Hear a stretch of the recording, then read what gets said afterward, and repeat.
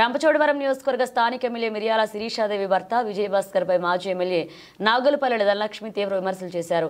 ఎన్నికలకు ముందు ఎమ్మెల్యే భర్త విజయభాస్కర్ గిరిజనులకు ఉద్యోగాలు ఇప్పిస్తారనే నెపంతో కోట్లాది రూపాయలు దోచుకున్నాడని ఆమె ఆధారాలతో మీడియాకు వివరించారు.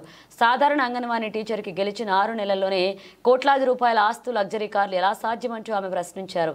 మన్యంలో ఎమ్మెల్యే భర్త గిరిజనులను మోసం చేసి మాఫియా సామ్రాజ్యాన్ని విస్తరిస్తున్నారని మాజీ ఎమ్మెల్యే ధనలక్ష్మి విమర్శించారు. నిరుపేద కుటుంబానికి చెందినటువంటి ఒక సాధారణ అంగన్వాడీ కార్యకర్తని నాకు కారు కూడా లేదు, నేను ఆటోలో తిరుగుతున్నానని చెప్పేసి చక్కగా పబ్లిసిటీ చేసుకుంది.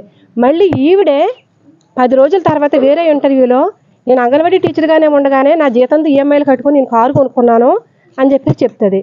మరి ఏంటనేది ఈ మతలబు ఏంటనేది మాకు అర్థం కాదు. చూస్తేనేమో నా కారు అంగన్వాడీ టీచర్గా ఉండగానే నేను కారు కొనుక్కున్నాను అంటే ఇలా ప్రజలను మోసం చేసి దోచుకున్న డబ్బులతో అప్పట్లోనే కార్లు కొనుక్కొని గెలిచిన తర్వాత మళ్ళీ ప్రజల యొక్క సింపతి కోసం ఆటోలో తిరిగి ఎమ్మెల్యే అని నేను పేద ఎమ్మెల్యే అని చెప్పేసి కబుర్లు చెప్తుంది. మరి ఎమ్మెల్యే దగ్గర ఈరోజు ఎన్ని కార్లు ఉన్నాయో ఒకసారి మీకే చూస్తే అర్థమవుతుంది. మరి పేద ఎమ్మెల్యే మరి అన్ని కార్లు ఉండకూడదు కదా. నా దగ్గర ఒకే కారు ఉంది, ఇంకా ఈఎంఐలు కట్టుకుంటున్నాను.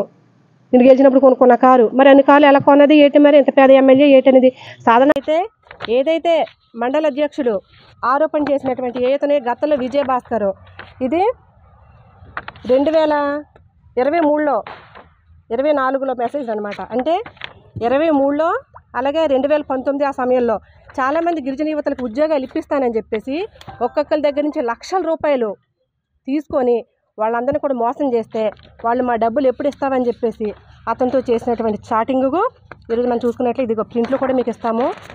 ఇవన్నీ కూడా వాళ్ళకి ఇతను ఇచ్చినటువంటి బదులు సమాధానాలు, దీనికి సంబంధించిన ఆడియో రికార్డు కూడా మా దగ్గర ఉంది. దాన్ని కూడా నేను మీకు ఇప్పుడు వినిపిస్తానండి. ఇవన్నీ కూడా మాకు డబ్బులు ఇవ్వలేదు, ఎప్పుడు ఇస్తారు ఏంటంటే మీరు ఇచ్చిన డబ్బులు నా దగ్గర కూడా ఉంచుకోలేదు, ఎవరైతే ఉద్యోగశాలకు ఇచ్చేసానో మీకు నేను అడ్జస్ట్ చేస్తానని చెప్పేసి దానికి సంబంధించి 8 స్టేషన్లో కేసులు కూడా పెట్టడం జరిగింది.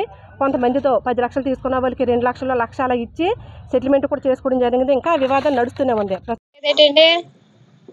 మేడం గారు ఇప్పుడు అవతల రిమూవ్ సరే నేను 1,30,000 దాకా ఇచ్చానండి. ఆడికి ఫోన్ చేస్తే అదిగో ఇదిగో అంటున్నాడండి. ఇప్పుడు అవతల మీద మేము ఏదైనా ఇచ్చేయడానికి ఆడు 3 డబ్బులు దాకా రావాలండి. అందుకే ఆడికి ఏమన్నా లేకపోతున్నాం. ఇప్పుడు నేను ఇవ్వడానికి నా పరిస్థితులు బాగలేదండి మేడం గారు. జనవరి నెలాఖరికి ఇస్తానని కాగితం రచించాడండి మాకు. జనవరి నెలాఖరికి ఒకవేళ ఈ మధ్యలో నాకు ఏమైనా డబ్బులు పని అయింది అనుకోండి ఇస్తానండి, లేకపోతే జనవరి నెలాఖరికెల్లా మొత్తం కంప్లీట్ చేస్తానండి. 2019 ఎక్కడ అండి, ఇప్పుడు ఎక్కడ అండి? మేము మీకు అన్ని విషయాలు తెలుసు, మేమేం చెప్పవసరం